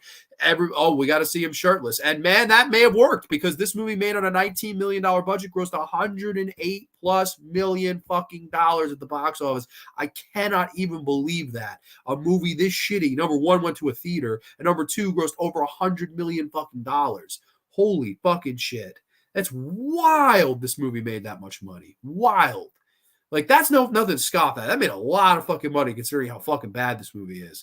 I don't know. I think his performance is really laughably bad. Like, he's trying to yell at the kids, intimidate the kids, smash the fridge, and use his physicality, and it just comes off as just limp. That's this whole movie. It's limp. This movie needed a bottle of fucking Viagra or something. It needed some Damiano. It needed some fucking incest in there or something. Not a fucking babysitter fucking hitting on 10-year-old kids, giving them tongue action. Like, goddamn, this shit just threw me off. I was like, what the fuck? Like, of all the shit I've watched these Abby movies, this was just so odd. Like, what the fuck? Like, in our movie, the first movie, they had a brace face fucking babysitter. And then in my movie, we're going to have a fucking lady come in with no fucking clothes on or big ass yits showing. That's what we're going to fucking do. Like, goddamn, like, I fucking hate Brad Fuller and all those guys, like Michael Bay. They at this time are remaking everything, and this movie falls into the fucking cauldron pit of hell of those fucking bad remakes. Like, I really believe it's like one of the worst ones that came out around that time. I hate this fucking movie. And you know what's funny? I watched an interview with Ryan Reynolds because I've never heard Ryan Reynolds talk about this movie. And since its release, I've never seen an interview with him on this. So I don't know. But he was saying that the original movie wasn't told well. And that's the big reason why he wanted to be a part of the remake, because he felt that a remake could tell the story much better than Stuart Rosenberg's film. Well, Ryan Reynolds, this movie tells the story way worse. It's like literally 40 minutes shorter, and there's not one tension-filled scene. There's no great score. Long gone are the days of Lalo Schifrin's wonderful la la la la la la la la la. That great score of the original two films, gone here. You don't have anything good like It's About Time with that fucking great musical box score. This movie has this. You don't even remember the score. The score sounds like fucking machinery rubbing up against each other. It's like the Friday the 13th remake. You go from Harry Manfredini, one of the great horror musical composers of all time, and the legendary and the fucking great Friday the 13th music, to that remake where it's Jason Underground and the heavy machinery music. That's the fucking music score. It's a Friday the 13th film. Same thing here. It's just fucking, what are you doing? Like, where's the music, man? God damn it. You just dropped the ball on everything. It looks like shit. It's directed like shit. It's not scary. You have Ryan Reynolds in his most miscast role ever. I really don't blame him because I like him and I've liked most of the movies he's been in and his performances. It's miscasting. Blame the casting director on that. Melissa George is looking fine, but she's got nothing to fucking do. Every minute with the fucking CGI faces, fucking big titty yitty fucking babysitter. I mean, and then the finale is just like, again, it's just like a piece of fucking grainless, hopeless, broke, fucking dry toast, where it's kill me or I'll kill you, which is exactly how he fucking delivers the line. His voice is cracked. He's like, kill me unless I'll kill you. And she's like, nobody's dying on my watch. She knocks him out. They get into a fucking speedboat and speedboat away. God damn it. I just fucking can't. I really, really want to put this movie at the bottom. But Amityville 5 is where, at least this is like shorter. Like, that's the one positive I can give it. But man, like, there's some dumb shit in this movie too. Like the very ending, they show the house and they show Jody, the fucking creepy ghost girl, and she screams and the clock and all of the house resets itself and she gets dragged down by an unknown entity, even though she's already fucking dead. Horrible. I hate this movie. Hate it. I don't have a positive. I really don't have a positive. It's short. That's my only positive. It's short. It's 79, 80 minutes before credits. It is really brief movie. So maybe that's my only positive. I don't know. This ain't it, man. This is like when people say, oh, Stuart Rosenberg didn't know how to direct horror in the original film because he'd come off films like Cool Hand Luke. He did a much better job of crafting scare sequences than this fucking guy did. And perfect example, because this guy came from a music video world. He didn't know horror. He didn't say horror. He didn't say Amityville horror. He just said bullshit. And so did the writer, Scott Kozar, who's a fucking hack. So I don't know. I don't like this movie, but let's get to comments. Let's fucking be fair here. Miss C is laughing. I don't know what part of it, but Yitz alert. You got some Yetis. Granted, you don't see her Yetis, which I would have given the movie a point. I wish that was my babysitter growing up. Oh, dude, don't we all? My fucking babysitter had fucking freckles and probably played the accordion somewhere. But fucking this lady comes in, she's fucking America's Next Top fucking hoe, and fucking giving the kid tongue action. Yeti. We gotta love Yetis. I didn't realize Chloe Grace Moretz's the little girl in this, this was her first movie. And then I think the following year she might have been in the Big Mama's House sequel, which granted, not a great sequel, but I always really liked the first Big Mama's House. I always remember seeing her in that. She's been a ton of shit. Like she's low key, like sort of a scream queen. She was Carrie in the shitty, well, fucking speaking of Carrie, I mean, fuck, like we do have the OG Carrie shirt on right now. But she's in the bad remake of Carrie. I love the Angela Bettis Carrie, but the fucking Chloe Grace Moretz Carrie is horrible. I fucking hate that movie, actually. It's another remake for, actually, I did review that one. I did all the Carrie movies, and that rant was quite funny too, in low quality, but very funny nevertheless. Red Rusty 66 is in the house. My, Hands of the Shirtless Ryan Reynolds, LOL. Though I agree with all the rest of the sequels except Amityville Murders from 2008 with Burt Young, which I loved. 40 plus films now, I've only liked 4. Well, hey man, I totally understand that. We'll rank them. We'll rank the 9 that I did the last 2 weeks. We'll totally rank them here in just a minute. Ryan Reynolds has nice man-yets. I applaud the shirtless Ryan Reynolds scenes. Well, I'm happy that you got your fix. I don't know. I like it. Maybe okay. I've heard a lot of people say this. If this is from the male perspective, well, hey, it could be from whatever the fucking perspective you want, whatever fucking sexual orientation you're into, whatever the fuck. I've heard a lot of people say this over the years. The Texas Chainsaw remake sucks, but Jessica Biel in her fucking tight white shirt and her yitties, that's the best thing in the movie. I've heard numerous people say that. So that's what you get out of this movie, and that's the positive you get. So be it. But this is, I think it's a fucking really bad film.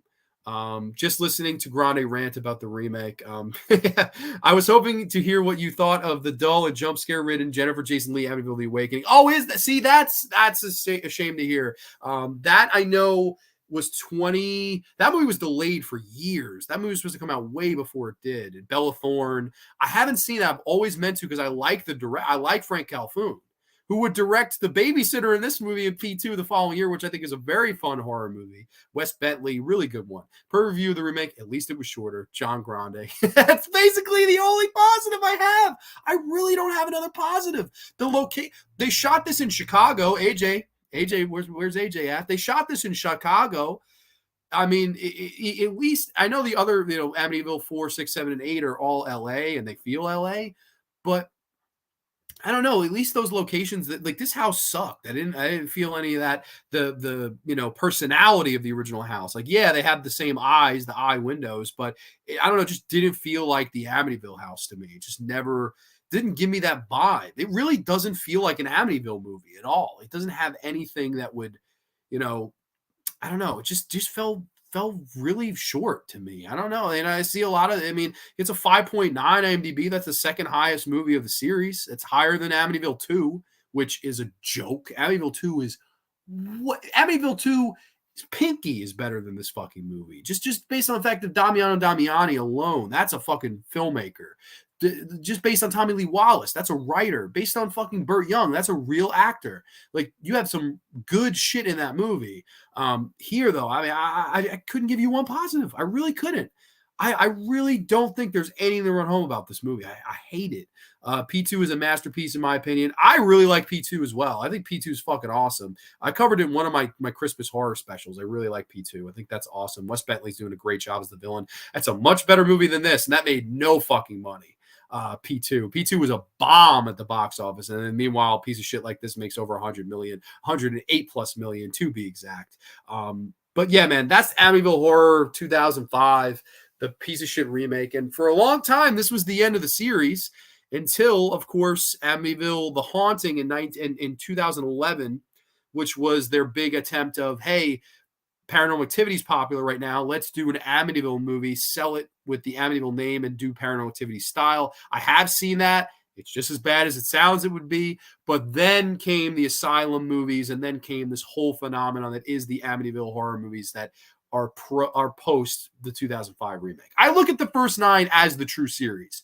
And maybe The Awakening, because that's the only other movie that would actually have a real budget, a real, like Jennifer Jason Leigh, Bella Thorne. Those are people would know, like a real budget director, cast, crew, all that stuff. Granted, I haven't seen the movie, although I trust Tom's opinion. If he's saying it's dull and jump scare ridden, I probably would agree with him. But I haven't seen it, so I won't shit on the movie.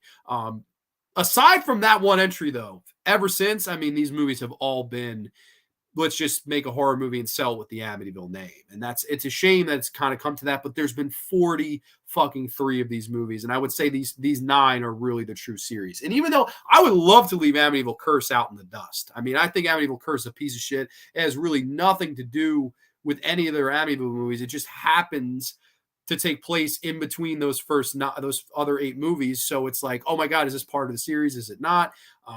It is what it is. Vinegar Syndrome, for what it's worth, their partner label did release that one on Blu-ray. Highly recommend you do not buy that. It's a bad film. Amityville Curse is just bad. Which I guess we could fucking rank these 9 movies. Let's see what Red Rusty says. Now I agree. The OG in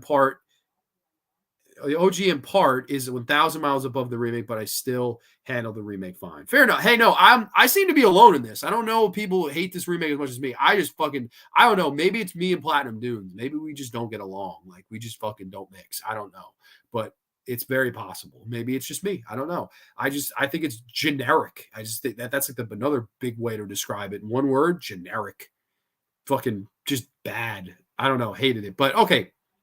Let's rank from worst to first. The first 9 Amityville movies, to me, the true 9, even though Amityville Curse go fuck itself. And speaking of that, Amityville Curse will come in at the bottom. The most boring Amityville movie, a boring, bland, ballless, soulless, dickless, hopeless fucking murder mystery that has less fucking tension in it than me taking a fucking monkey shit. Then the Amityville horror remake with fucking shirtless Ryan Reynolds and bad CGI facing and bad horror scare sequences written by Scott Kozer, who's another ballless, dickless, hopeless piece of monkey shit. Now this is where it gets hard. What would be the next worst? I would then say probably Amityville 3.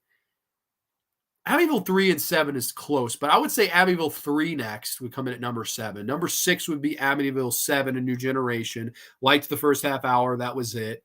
Then the Dollhouse would crack the top 5. That would come in at number 5. I thought Ambition capitalize on some of that potential, not all of it, but definitely enough of it.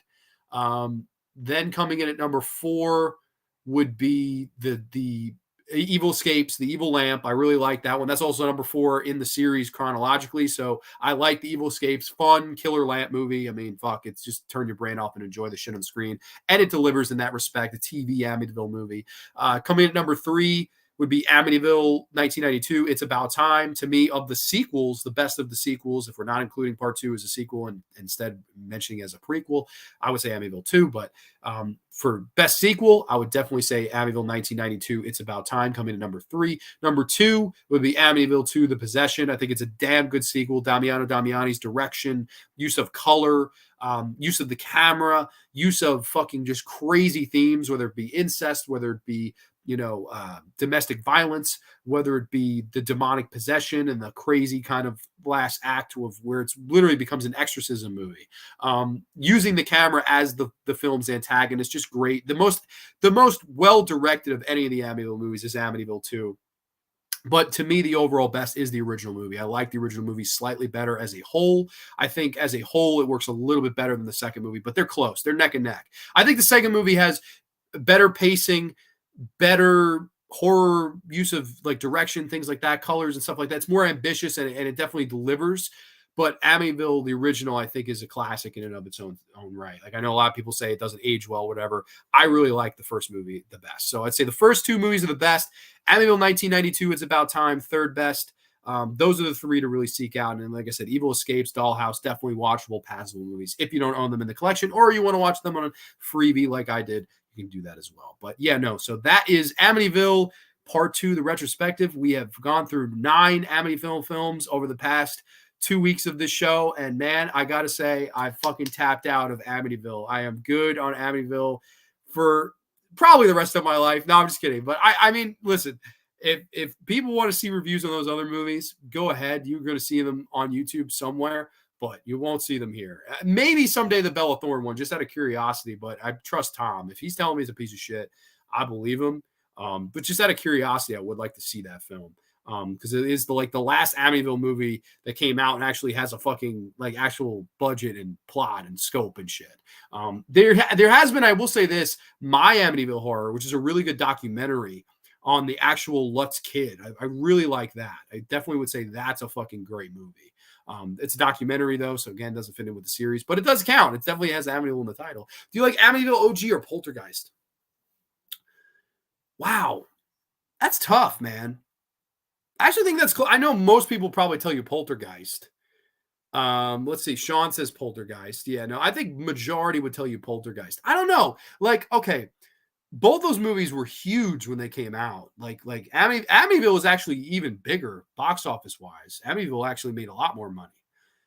But Poltergeist, the whole thing with Poltergeist, it's like I know there's the whole dispute over who directed it, whether it was Spielberg, was it Toby Hooper. I always felt it was Spielberg because it looks, feels, sounds, everything Spielberg. Like it doesn't. Toby Hooper's films have a certain fucking look to them, and Poltergeist doesn't look like that. And Steven Spielberg has a fucking all his films have a certain fucking look and feel to them, and it looks like Poltergeist. So I don't know. I always felt that fucking Poltergeist was Spielberg's baby.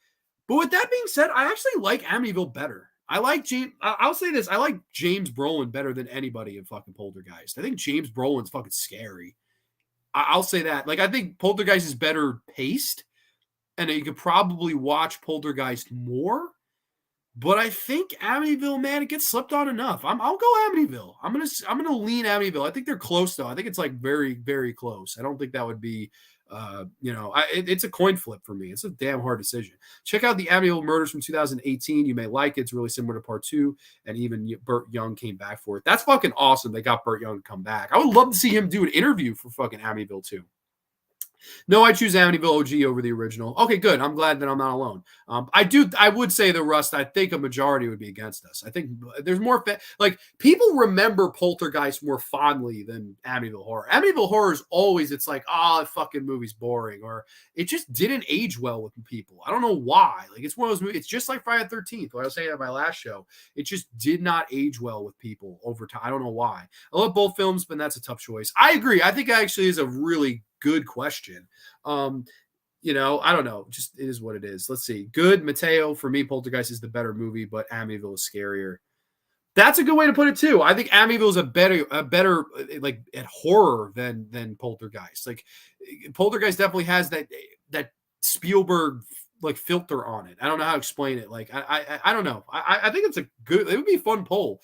The haunted object films are comfort films for me. Like a big bag of zesty cheese nachos have that perfect made for TV cheese. Dude, I completely can see that. And I do regret not getting that set. Like I think even though like okay, of the 4, probably New Generation was the weakest. Even that had a good chunk in it. So I think those 4 movies are entertaining, and it was fun watching them this week. Granted, there are parts of them where I'm like shit, but definitely I would agree. The clock one I think is easily the best of those. Like I love the fucking clock one. Highly recommend that for people. But no, that's like we all have guilty pleasures like that.